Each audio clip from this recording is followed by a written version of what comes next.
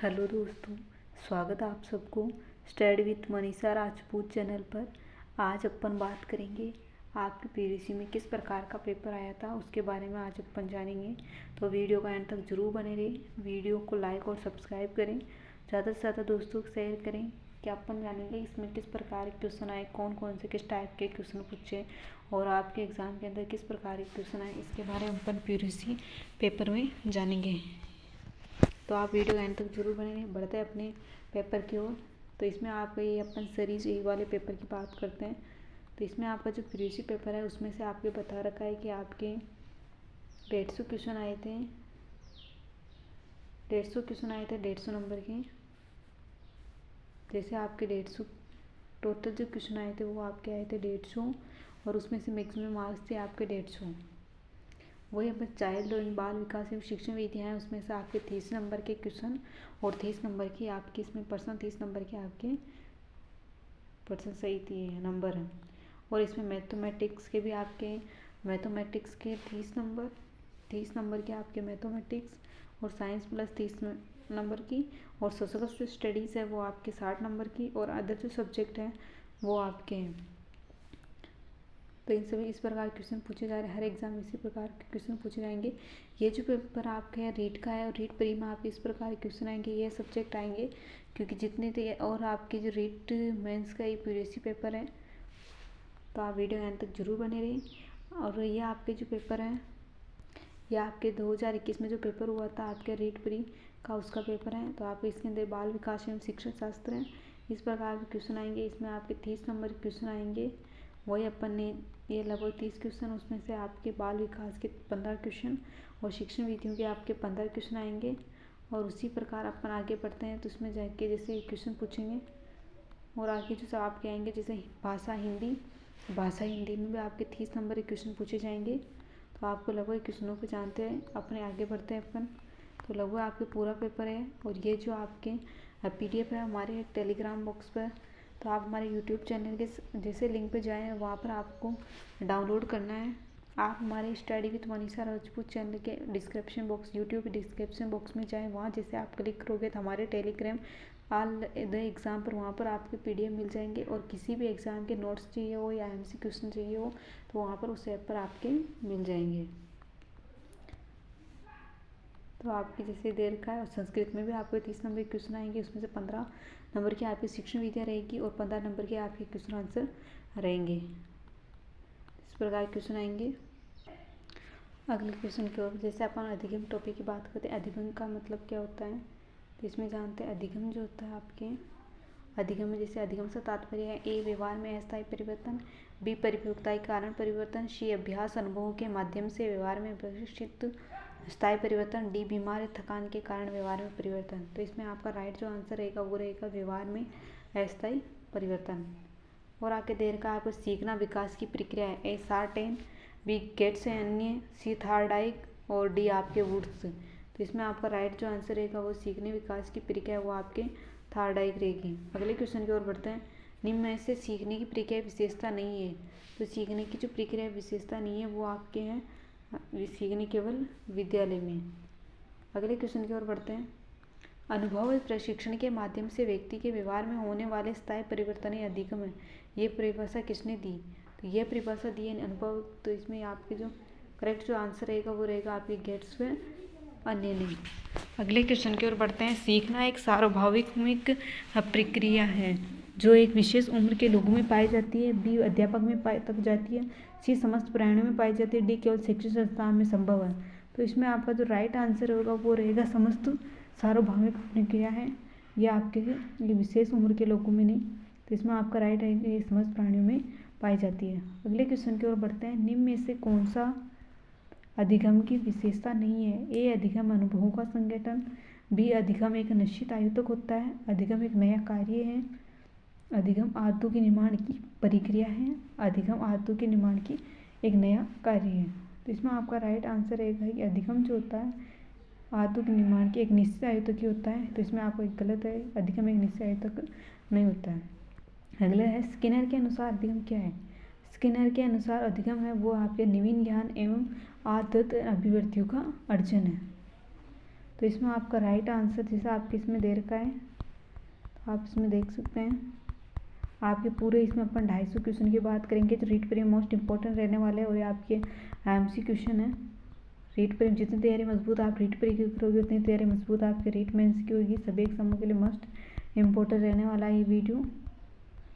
ये आपके जैसे इसमें कुल में अपन 300 क्वेश्चन के लिए इसमें अधिक हमारे टॉपिक है 300 क्वेश्चन की बात करेंगे, तो उसमें आपके दे रखा है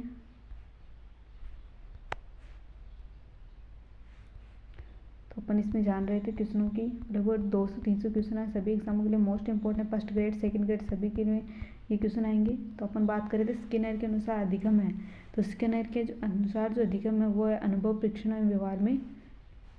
तो इसमें आपका राइट आंसर है। अगले क्वेश्चन की ओर बढ़ते हैं। निम्न में से कौन सा कथन गलत है? ए अधिगम समायोजन, बी अधिगम सार्वभौमिक क्रिया, अधिगम एक हमेशा प्रक्षेपीय अवलोकनीय होता है, अधिगम परिणाम व्यवहार परिवर्तन होता है। तो इसमें एक राइट आंसर होगा वो अधिगम एक सार्वभौमिक प्रक्रिया है। अगले क्वेश्चन की ओर बढ़ते हैं। व्यवहार के कारण व्यवहार के परिवर्तन ही अधिगम है, ये कथन किसने कहा था? यह आपने कहा था गिलफोर्ड ने। यानी व्यवहार के कारण जो व्यवहार परिवर्तन होता है वो आपके गिलफोर्ड ने किया था। इनका व्यवहार उत्तरोत्तर जो सामाजिक स्थापित किया जाता है, उत्तरोत्तर जो सामाजिक स्थापित किया जाता है वो आपके स्किनर है। अनुभव परीक्षण के व्यवहार व्यक्ति आपके गेट्स हैं। और इसमें बताइए नवीन ज्ञात आदत अभिवृत्तियों का जो अर्जन किया जाता है उसमें आपके करोड़। और व्यवहार के कारण व्यवहार में जो परिवर्तन किया जाए वो आपके गिलफोर्ड ने दिया। अगले क्वेश्चन की ओर है। अगले क्वेश्चन की ओर बढ़ते हैं। जैसे अपन आप वीडियो एंड तक जरूर बने रही, क्योंकि आज अपन लगभग 300 क्वेश्चन में बात करेंगे जो सभी एग्जाम आए हुए क्वेश्चन है। इसी प्रकार आपके क्वेश्चन पूछे जाते हैं और आपकी ये मोस्ट इंपॉर्टेंट एमसी क्वेश्चन है। अब आपके थ्योरी पढ़ने का टाइम नहीं, अब आपको फोकस एमसी क्वेश्चन पे करना चाहिए और आपके इस प्रकार के एग्जाम में एमसी क्वेश्चन पूछे जाते हैं। तो आप वीडियो एंड तक जरूर बने रही। अगले क्वेश्चन की ओर बढ़ते हैं। निम्न में से कौन सा कथन अधिगम की प्रक्रिया को उचित से प्रस्तुत करता है? ए कक्ष में अधिगम, बी संवेदनाओं में परिवर्तन, सी व्यवहार में परिवर्तन। इसमें राइट आंसर रहेगा कक्ष में अधिगम। अगले क्वेश्चन। कोई भी बालक सीखना शुरू करता है जब उसे विद्यालय में प्रवेश दिया जाए, जब वह बोलना शुरू करता है, जब वह घर से बाहर निकलता है, डी अपने जन्म से ही। तो कोई भी बालक सीखना शुरू जो करता है वो अपने बोलना शुरू विद्यालय में प्रवेश व घर से बाहर निकलता है, तब वह बोलना शुरू करता है जब वह घर से बाहर निकलता है अपने जन्म से ही। तो इसमें आप राइट आंसर रहेगा अपने जन्म से बोलने सीखने की शुरू करने, क्योंकि बालक जो शुरू में सीखता है अपनी माँ से और माता पिता से परिवार से सीखता है। अधिगम प्रतिफल का अर्थ क्या? ए बालक के व्यवहार में होने वाला परिवर्तन, बी शिक्षण की शिक्षण विधियों में परिवर्तन, बी पाठ्य वस्तु का परिमार्जन। तो अधिगम प्रतिफल का अर्थ होता है बालक के व्यवहार में होने वाला परिवर्तन। तो इसमें राइट आंसर होगा बालक के व्यवहार में होने वाला परिवर्तन। निम्न में से कौन सा सीखने के संबंध में सही नहीं है? ए सीखना कुछ नया करना है, बी सीखना अनुभव का संगठन होता है, बी सीखना कोई बिना उद्देश्य के भी हो सकता है, डी सीखने की असफलताओं के कारण समझने की असफलताएं हैं। तो इसमें आपका राइट आंसर रहेगा कौन से सीखने के संबंध में नहीं है। तो इसमें अनुभव का संगठन होता है, कुछ नया करना होता है, बिना उद्देश्य के भी हो सकता है, शिक्षा असफलताओं के कारण समझने की असफलताएं हैं। तो इसमें डी आपके गलत होगा। अगले क्वेश्चन। निर्देशन और अधिगम बीच समानताएं हैं। निर्देशन अधिगम बीच जो समानता है वो दोनों इसमें होती है, मतलब दोनों छात्र केंद्रीय होते हैं, दोनों विषय वस्तु केंद्रित होती है, दोनों पृष्ठपोष पाठ्य विश्लेषण बल देते हैं। तो इसमें होता है निर्देशन और अधिगम बीच की समानता ये होती है कि दोनों पृष्ठपोषण। तो इसमें राइट जो आंसर रहेगा वो रहेगा आपके सी। ये वीडियो आपके फर्स्ट ग्रेड सेकंड ग्रेड सभी के लिए मोस्ट इंपॉर्टेंट रहने वाला है। उसी प्रकार हमारे पीसीएट पेपर जो पीडीएफ है आपके रेट प्री में जो आपका पेपर आने वाला है वो आपके जो 2021 का जो ऋषि पेपर जो आया था उसमें आपके हमारे डिस्क्रिप्शन बॉक्स में जाएं, वहाँ लिंक दे रखी है। जैसे आप ज्वाइन करोगे तो हमारे Telegram channel all the exam पर वहाँ पर ये वीडियो मिल जाएगा और पूरे आपके नोट सहित पीडीएफ वहाँ जाके मिलेंगे, तो वहाँ से आप डाउनलोड कर लें। अगले क्वेश्चन की ओर बढ़ते हैं। अच्छा अधिगम निर्भर करता है ए शिक्षक पर, बी छात्रों की सक्रिय रुचि पर, बी उपयुक्त शिक्षण विधियों एक सहायक सामग्रियों के उपयोग पर, डी उपयुक्त सभी में। तो इसमें आपका अच्छा अधिगम पर निर्भर करता है, अच्छा निर्भर जो करता है वो आपके सभी में, शिक्षा पर भी करता है, छात्रों की सक्रिय रुचि पर भी करता है, उपयुक्त शिक्षण विधियों की सहायक सामग्री उपयोग पर भी करता है। अगले क्वेश्चन की ओर बढ़ते हैं। अधिगम के लिए सबसे महत्वपूर्ण स्थिति कौन सी है? एक कक्षा का वातावरण, बी स्पष्ट शैक्षिक उद्देश्य, सी अध्यापक का संप्रेषण, डी सर्वदर्शी सामग्री का उपयोग। तो अधिगम में सबसे महत्वपूर्ण स्थिति जो है वो आपके हैं कक्षा कक्ष का वातावरण। तो इस बार आपका राइट आंसर रहेगा कक्षा कक्ष का वातावरण। अगले क्वेश्चन की ओर बढ़ते हैं। अधिगम की दृष्टि से सर्वप्रथम शिक्षण सामग्री है पाठ्य पुस्तक में दी हुई, बाजार में उपलब्ध, सी छात्र निर्मित। तो अधिगम दृष्टि से सर्वप्रथम शिक्षण जो सामग्री है वो आपके हैं छात्र, यानी अधिगम की दृष्टि से सर्वप्रथम शिक्षण सामग्री वो पाठ्य पुस्तक से दी गई है। अगले क्वेश्चन की ओर बढ़ते हैं। अधिगम होता है विद्यालय में, विद्यालय के बाहर, दोनों विद्यालय में और विद्यालय के बाहर, केवल कक्षा कक्ष में, यानी विद्यालय में भी होगा और विद्यालय दोनों के बाहर होगा। यानी अधिगम में होता है व्यवहार में परिवर्तन होता है। व्यवहार परिवर्तन मतलब सीखने की इच्छा होती है, तो उसके अंदर आप विद्यालय के अंदर भी आपके सीखा जाता है और विद्यालय के बाहर भी ये सिखाया जाता है। सहयोगी अधिगम की प्रक्रिया को बढ़ावा देने के क्रम में शिक्षक को प्रत्येक विद्यार्थी को व्यक्तिगत गृह कार्य देना चाहिए, बी विद्यार्थी को वाद विवाद में, सी समूह परियोजना देनी चाहिए, डी उपयोग सभी। तो सहयोगी अधिगम प्रक्रिया को बढ़ावा देने के क्रम में शिक्षक को प्रत्येक विद्यार्थी को गृह कार्य देना चाहिए, विद्यार्थी को वाद विवाद करना चाहिए। तो इसमें क्या बढ़ावा देने के लिए आपके सभी होंगे, क्योंकि विद्यार्थी को वाद विवाद भी करना चाहिए, समूह में प्रयोजन भी देना चाहिए और प्रत्येक विद्यार्थी को गृह कार्य भी देना चाहिए। अगले क्वेश्चन की ओर बढ़ते हैं। बच्चों द्वारा की गई इनमें से कौन सा कथन सीखने के बारे में सही नहीं है?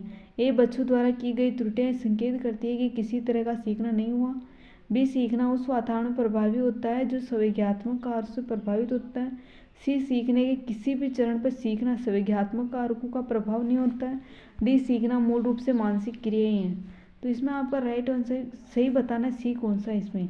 तो इसमें बताइए सीखना वातावरण में प्रभावित होता है और संवेगात्मक कारकों से भी प्रभावित होता है। सीखना मूल रूप से मानसिक क्रियाएं। तो इसमें राइट आंसर रहेगा डी, यानी इसमें राइट जो करेक्ट आपका रहेगा वो सीखना उस वातावरण में प्रभावित होता है जो संवेगात्मक कारकों से प्रभावित होता है। तो इसमें आपका राइट आंसर बी होगा। अगले क्वेश्चन, अधिगम का अनुक्षेत्र नहीं है, तो अधिगम में संज्ञानात्मक, इसमें बताया अधिगम जो अनुक्षेत्र, अधिगम जो बलून ने दिए थे, बलून ने बीएस बलून ने दिए थे, उसमें आपके 3 बताए, एक तो संज्ञानात्मक बताया, एक आपके भावात्मक बताया, एक आपके क्रियात्मक बताया। तो एक मतलब संज्ञानात्मक, क्रियात्मक, भावात्मक। आपके संज्ञानात्मक क्या होता है?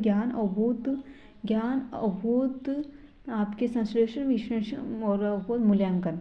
और आपके भावात्मक भी आपके इसमें 6 बताए हुए हैं। इसमें आपके अनुक्रिया, अनुकूलन और वही आपके 6 सभी में। अगले क्वेश्चन की ओर बढ़ते हैं। विद्यालय अधिगम किस प्रकार का माध्यम है? विद्यालय में एक समय भी निर्धारित होता है और एक उद्देश्य भी निर्धारित होता है। तो इसके अंदर विद्यालय जो एक आपके औपचारिक के अंदर होता है, उद्देश्य भी निश्चित होता है और आपके समय भी निश्चित होता है। निरौपचारिक में दोनों निश्चय नहीं होता, अनौपचारिक में आपके उद्देश्य निर्दिष्ट होता है और टाइम निर्धारित नहीं होता है। सीखने के प्रथम अवस्था सीखने की गति होती है, आपके जो प्रथम अवस्था में आप सीखते हो वो आपकी गति जो होती है आपके तेज होती है। अगले क्वेश्चन की ओर बढ़ता है। ये वीडियो आपके रीड पर मोस्ट इंपॉर्टेंट रहने वाला है, सभी एग्जामों के लिए मोस्ट इंपॉर्टेंट रहने वाला है और आपके इसी प्रकार क्वेश्चन एग्जाम में पूछे जाएंगे और इसी प्रकार आपके क्वेश्चन आएंगे। ये क्वेश्चन आपके मोस्ट इंपॉर्टेंट क्वेश्चन है। अगले क्वेश्चन की ओर बढ़ते हैं। निम्न में से कौन सा सीखना अधिक स्थायी होता है? देखकर सीखना, सुनकर सीखना, करके सीखना, रट के सीखना। तो इसमें आपका राइट आंसर रहेगा भाई करके जो सीखते हैं वो आपके ज़्यादा बेटर रहता है। इसमें आपके करेक्शन में 3 बताए, एक प्रदर्शनी विधि हो गई, प्रयोगशाला विधि होती है, एक समस्यात्मक विधि हो गई। निम्न में से कौन सा अधिगम प्रयास सही तारकते हैं? आवश्यकता, तत्परता और बाधा और परिवर्तन। तो इसमें आपका राइट आंसर वो रहेगा आवश्यकता, तीसरा आवश्यकता, तत्परता और बाधा और परिवर्तन। अगले क्वेश्चन, अधिगम को प्रभावित करने वाला कारक ए विद्यालय का भौतिक वातावरण, बी विद्यालय का शैक्षिक वातावरण, सी परिवार का सामुदायिक वातावरण। तो इसमें आपका भौतिक वातावरण भी इसमें डिपेंड करता है, भौतिक वातावरण भी डिपेंड करता है, विद्यालय शैक्षिक वातावरण भी डिपेंड करता है और परिवार का शाब्दिक अर्थ भी डिपेंड करता है। निम्न में से अधिगम को प्रभावित करने वाला कारक है पूर्व ज्ञान, सीखने की इच्छा, सी परिपक्वता। तो इसमें राइट आंसर रहेगा सीखने की पूर्व ज्ञान, सीखने की इच्छा, परिपक्वता, उपयुक्त सभी। अगले क्वेश्चन की ओर बढ़ते हैं। आप वीडियो के एंड तक जरूर बने रहे। अपन लगभग 300 क्वेश्चन की बात करेंगे, सभी एग्जाम में आए हुए क्वेश्चन है, इसमें से आपके एक भी क्वेश्चन बाहर नहीं जाए। और आपके जो पीयूसी पेपर है, आपके जितने भी आपके 5 पेपर हैं आपके जब एग्ज़ाम हुए 2018 में 21 में, सभी के जो प्रीवियस पेपर हमारे यूट्यूब चैनल में डिस्क्रिप्शन बॉक्स में जाएँ, जैसे आप जाओगे तो वहाँ पर आपके पूरे पेपर मिल जाएंगे, दोनों प्री और मेंस के। अगले क्वेश्चन, अधिगम को प्रभावित करने वाले प्राइमरी कारकों में से एक है सामाजिक परिवेश, थकावट, मानसिक स्तर, इनमें से कोई नहीं। तो इसमें से राइट आंसर जो होगा आपका सामाजिक परिवेश है। अगले क्वेश्चन, निम्न में से कौन सी अधिगम की आधारभूत शर्त नहीं है? ए संलग्नता, बी प्रतिपादन, सी अभ्यास, डी पूर्ण लबन। तो इसमें आपका राइट आंसर रहेगा प्रतिपादन, यानी अधिगम की आधारभूत शर्त आपके प्रतिपादन नहीं है। अगले क्वेश्चन की ओर बढ़ते हैं। निम्न में से अधिगम संज्ञानात्मक अनुच्छेद से संबंधित किया है? यह आपकी अनुभूति करता है, बी स्पर्श करना होता है, सी क्रोधित होना होता है, डी कल्पना करना होता है। तो संज्ञानात्मक जो अनुक्षेत्र होता है उसमें आपके ओनली इसमें अनुभूति कल्पना करना होता है। अगले क्वेश्चन की ओर बढ़ते हैं। करो के अनुसार अधिगम होती है, इसमें ज्ञान और अवृत्ति और नवीन ज्ञान का अपवर्ति, ये जो होता है इसमें होता है करो का, तो इसमें करो के अनुसार होता है। अगले अधिगम में जीवन पर्यंत प्रक्रिया जो पूर्ण होती है, ये विद्यालय में पूर्ण होती है, परिवार में पूर्ण होती है, समाज में पूर्ण होती है, तीनों के लिए बेटर है। अगले शिक्षक क्षेत्र में निम्न में से सबसे महत्वपूर्ण कौन सा है? ए शिक्षक, बी पाठ्यचर्या, सी अधिगम प्रक्रिया, डी शिक्षार्थी। शिक्षा क्षेत्र में सबसे महत्वपूर्ण कौन सा है? तो सबसे महत्वपूर्ण जो होता है वो आपके होता है शिक्षार्थी, यानी खुद स्वयं विद्यार्थी होता है। अगले क्वेश्चन, अधिगम को प्रभावित करने वाला शिक्षक संबंधित कारक है? ए इच्छा शक्ति, बी अभ्यास, सी ज्ञात से अज्ञात की ओर, डी प्रस्तुतिकरण। अधिगम को प्रभावित करने वाला जो कारक है वो आपके शिक्षक से संबंधित है, तो वो आपके प्रस्तुतिकरण। अधिगम को प्रभावित करना शिक्षक से संबंधित जो कारक है वो आपके अभ्यास, यानी शिक्षक जितना अभ्यास करोगे आप उतना ही सीखोगे।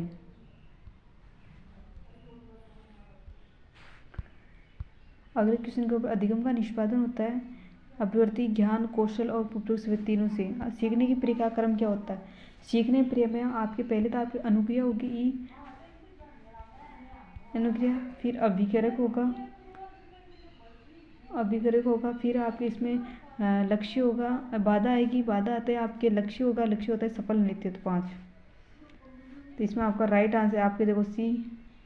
फर्स्ट आपके फर्स्ट जो होगा आपके अभिकारक होगा, फिर आपकी अनुक्रिया होगी, फिर आपके इसमें बाधा आएगी, बाधा लक्ष्य होगा, लक्ष्य होता है आपके सफल प्रयत्न होगा।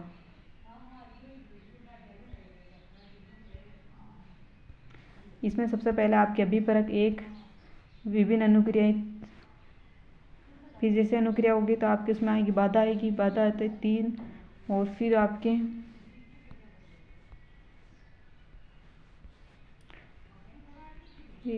अभिपरक, अनुक्रिया, बाधा के बाद में डी आपके सफल प्रयत्न, 5वां तो आपके लक्ष्य 5 नंबर पे होगा। अधिगम में कौन सी प्रक्रिया नहीं है? व्यवहार परिवर्तन, जीवन पर संचालित प्रक्रिया, व्यवहार परिवर्तन। और अधिगम को प्रभावित करने वाले कारकों में से कौन सा कारक अधिगम करता संबंधित है? तो ये शिक्षा मानसिक स्वास्थ्य पर, सामाजिक पर, बी अधिगम करता है कि उपलब्धि अभियानक स्तर पर, सी शिक्षक विषय पारंगतता पर। तो अधिगम प्रभावित कारक में से कौन सा अधिगम करता है? तो ये आपके अनुभवों पर, यह उपलब्धि और अभिप्रेरणा स्तर से। यदि वीडियो अच्छा लगे प्लीज़ लाइक और सब्सक्राइब करें। धन्यवाद।